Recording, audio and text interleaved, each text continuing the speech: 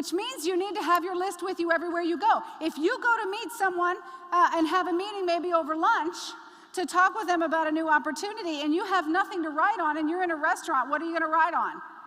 Napkins. Have you ever written on your hand? The original Palm Pilot, I always call that.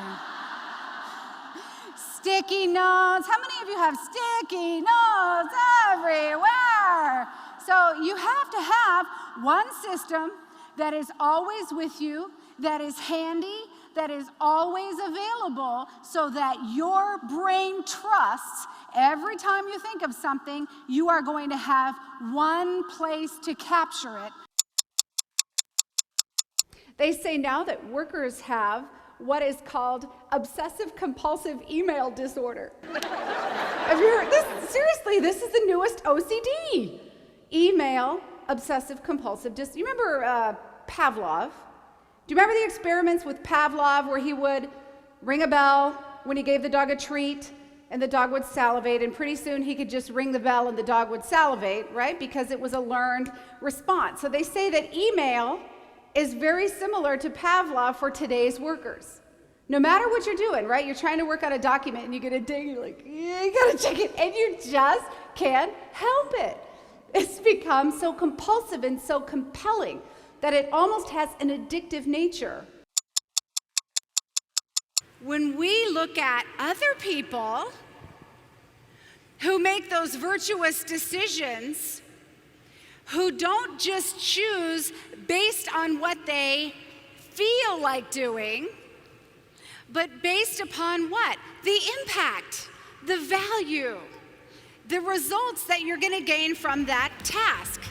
Laura is the best-selling author of 5 books, including What to Do When There's Too Much to Do, Super Competent, The Exhaustion Cure, Find More Time, and the best-selling Leave the Office Earlier, which was hailed as the best of the bunch by the New York Times. Oh my gosh! All of my peeps out there.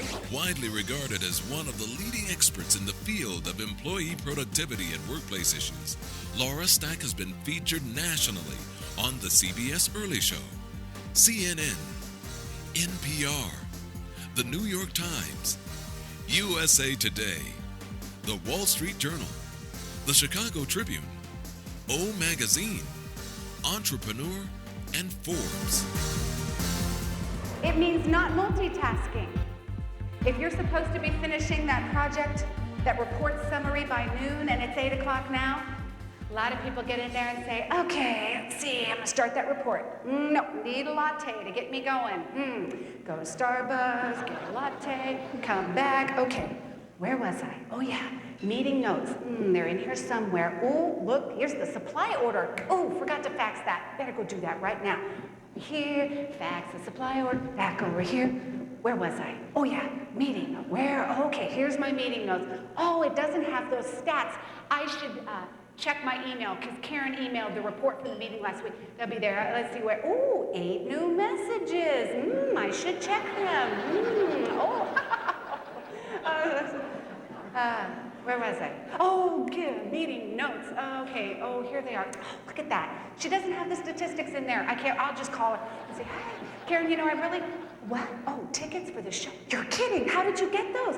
What time? Oh, 4 o'clock? I'd love to. Oh, thank you. I'll see you then. Okay. Oh, dude, stats for the meeting. Oh, voicemail. Gee, I'm going to do it myself. Calculator. Oh, my gosh, look at this drawer. This is a mess. Can't find anything. I should clean it. Oh, my gosh. Oh, John, hi. It's 12. Oh, time for the meeting? Oh, I just seem to get anything done today. I just don't know what's going on.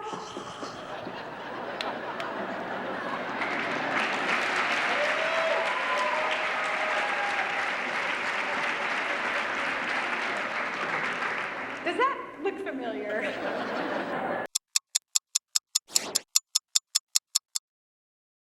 Every time you are working on something and you get a thought, I need to, don't do it. How many of you in here are list makers? The list makers. You already know if you go to the grocery store without a list, what's going to happen? you're gonna forget something. And you forget it at exactly the wrong time, like when you go, toilet paper. Like, you know, it's really inconvenient times that we remember these things. Now, you know that if you write it down, you in essence are able to forget about it, true?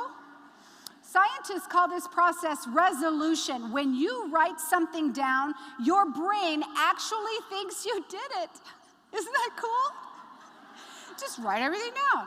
So when you think of something, don't do it, don't do it, don't do it. Pause, write it down in the right place, whether it's a planner, Outlook, a notebook, however you're doing your to-do list, go right back to what you're working on. You get a thought, don't do it, don't do it, don't do it, don't do it. Turn, write it down, go right back to what you're working on. You might have 7 things that you write down as you're trying to finish this one task.